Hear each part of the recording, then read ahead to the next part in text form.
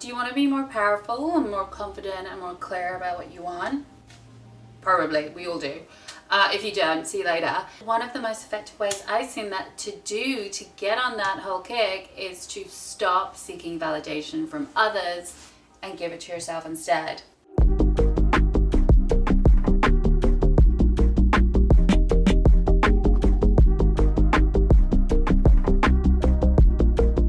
Hi, I'm Ellie. I'm an empowerment and lifestyle coach. I help my clients and you to live vibrantly. What does that mean?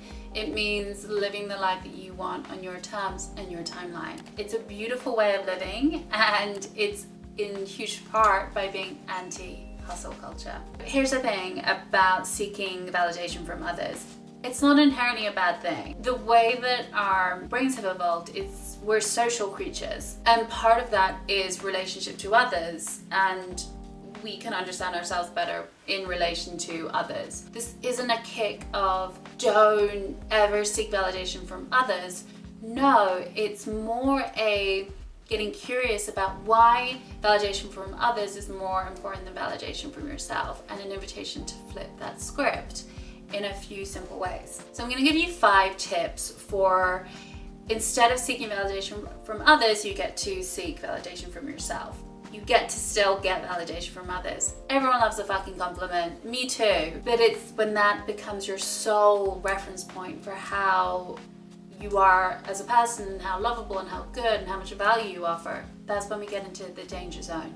That's where a lot of clients come to me from. So number 1, I've had this called a smile file before. Other people call it their affirmation folder. There's a ton of different ways of calling it, but basically it's a collection of various pieces, emails, letters, where people say nice things to you, like that really meant something to you, that are really true, that are really powerful, that meant something to you, that weren't just like a random compliment that you'll forget about, but like kind of got into your soul. And keep these somewhere, and when you're feeling like you have a bit of doubt, go to them. I have some emails that mean a lot to me, and I have a couple. I have a painting from when I ran a company in Zambia for Solo Lights, and when I ran a company in HR and recruitment. I have a couple of pictures and prints and things that people created for me that have such sweet messages in, that just get to me every time. When I'm feeling the doubt creep into how I'm scaling my business right now, I go back to those and I'm like, oh yeah, I do know what I'm doing. So create a smile file and have fun with it. Again, we get to still get compliments and validation from others. It just isn't the central part, but it can support. It can be part of the scaffolding when you're having a bad day and you're starting to go into a spiral. Number 2 is taking this to the next level. It's forming some social data. So our brains, the way that they were created, we have a negativity bias. And our negativity bias is there to protect us. You know, when we spot danger, we spot threats, those ancestors were more likely to survive today. And evolution is a slow, very clunky and messy business, and a lot of those instincts aren't necessarily helpful to us today, but they're still embedded within. Negativity bias is really fascinating, and there's actually a ton of research about how you need X more positive things for one negative thing for our brain to understand that this is good. So it's not a 1-for-1. It's you need more positive facts, positive memories, positive recollections for your brain to recognize that this situation is good and not bad. And that number tends to go up dependent on how intangible that thing is. So something tangible like money, we understand currency, we understand its impact on our lives. That may only need 2 positive things. You may only need to remember 2 positive times when you were good with money for your one time you were bad with money to be like, I'm actually okay with money. When it comes really intangible, like things like trusting yourself and knowing your value and these fuzzy terms, you actually need maybe 7 to 10 positive times for that one negative times. To make this easy and to reprogram your brain a little bit, you're gonna start collecting social data.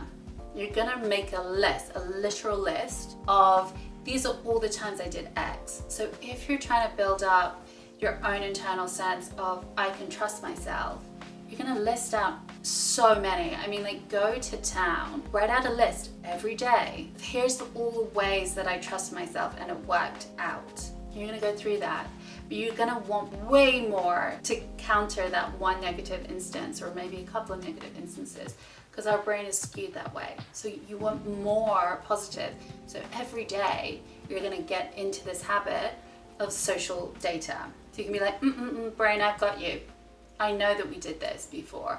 And so go and start like recollecting times. And this can be small things. It doesn't need to be like, I saved the world. It can be like, I trusted myself to buy coffee and now I feel good. This is like one of the few times in life when quantity is better than quality. So just throw it down and have a good time. So that is gonna really help you build up your internal validation rather than needing to ask like Susie over there, like, hey Susie, am I good at this? And number 3, you're gonna start speaking really nice to yourself. I know it's hard, I know. It's much easier to be like, you are a piece of fucking trash. I mean, that's how I speak to myself sometimes. Get in the habit of being really positive about yourself. And this isn't about toxic positivity. I have a ton of videos on toxic positivity. Go check them out. This is different. Where again, like riffing off that idea that the brain has some negativity bias, / a lot, our neurons, our pathways, your brain is a lazy thing. It wants the easiest, quickest way to get from one thought to the next. A lot of that are negative thought cycles that like retreating back into the easier negative thought cycles. So that's what our brain, it's saving energy. And it takes real intention to forge new pathways. And that's where speaking nicely and affirming that you can do it is gonna be huge. These don't need to be outlandish. These don't need to be like, I'm the most amazing person in the world. That may not feel true to you. Okay, so again, start off small. Start off with something that feels real, that you can really get behind, that you can feel.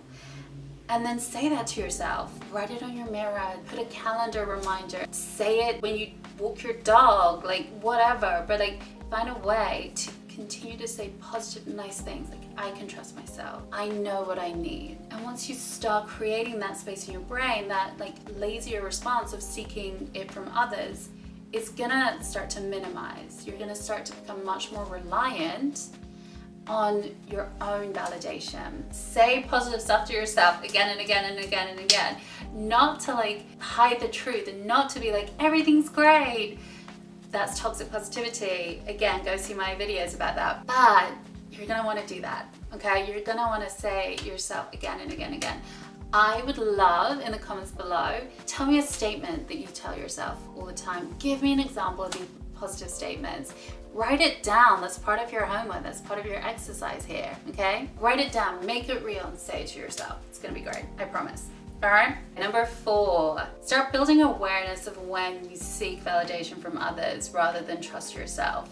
This is gonna be a longer one, but it's really powerful. There's a couple of things in here that are tricky because if you are part of a corporate world or you're part of any world, this concept of feedback is gonna come up a lot. After I was a CEO for HIYA, I consulted with companies with startups for a couple of years, and a lot of what I helped them do was understand feedback and how to deliver it well, how to receive it, and how to ask for it. And what I noticed, and this is something that I've taken through to my coaching world, is often we ask for feedback when really we're asking for validation. Be aware of when you're asking for feedback from people, you just want people to tell you that you're amazing. And if you just want somebody to tell you're amazing, ask them to do that. I call up some of my girlfriends all the time, like especially my other coaching buddies, like, I feel terrible, just tell me I'm amazing. That doesn't take away from my internal work, but sometimes we just get to make things easy. But be aware of that gap. Be aware of when you're asking for feedback, when you want validation. This is a tricky one. The other tricky thing that I see a lot of is asking people for advice when really you're asking them for permission, aka to validate your decision instead of trusting your own gut. Do you think I should do this? Or I think I should do this. What do you think? So be careful of when you're asking for advice, when really you're asking for permission from people. Advice is when we're not sure what to do. It's more strategic. It's less like emotive. It's stressful, don't get me wrong. So just be aware when you're asking for advice and when you're asking for permission for people, aka validating your decision because you don't really trust yourself. So just be aware and get curious, like, when do these things happen? Are there certain contexts that make this happen more? Are there times of the month? Are there times of the day when I feel sad? Like, just get really curious. And I have a really great tool that I give my one-to-one clients and pretty much anyone that works with me in any container. But it's, you just start building awareness every day. At the end of each day, like, what did I think? What happened? What was the context? Blah, blah, blah.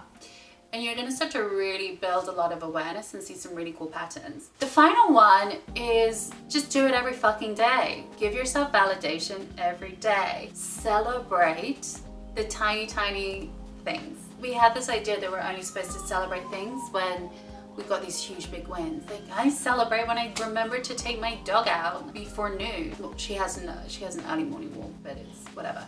I celebrate like when I remember to buy milk before the last milk ran out. Like, celebrate the small. I celebrate clients before they even come in because I know that they're gonna work for me. Like, get in the habit of celebrating and validating your decisions, your thought processes every day. And it feels really uncomfortable because I'm such a pusher, and so many of my clients are, I'm sure you are if you're listening to me. But get in the habit of celebrating the small wins as well as the big wins, and that's going to really help every single day.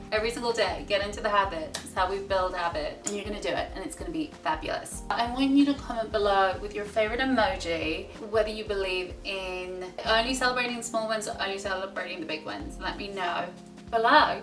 And as a thank you, I have a really wonderful resource to support all of this work. You'll find it in a link in the first comment below. So take a look, enjoy it. I hope you enjoyed this. Leave me a comment below and let me know what your biggest takeaway was. If you have questions, I'm always here. I can't wait. I will see you very, very soon. All right, Chelsea's.